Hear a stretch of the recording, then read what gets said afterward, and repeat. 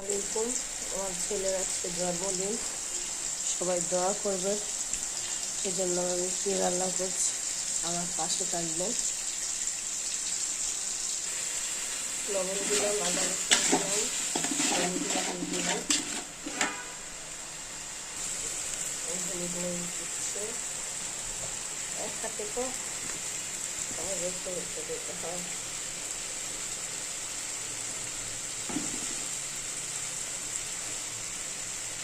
অবশ্যই আমার পাশে থাকবেন। এই মশলা কষাচ্ছি, অবশ্যই পাশে থেকে লাইক কমেন্ট শেয়ার করবেন।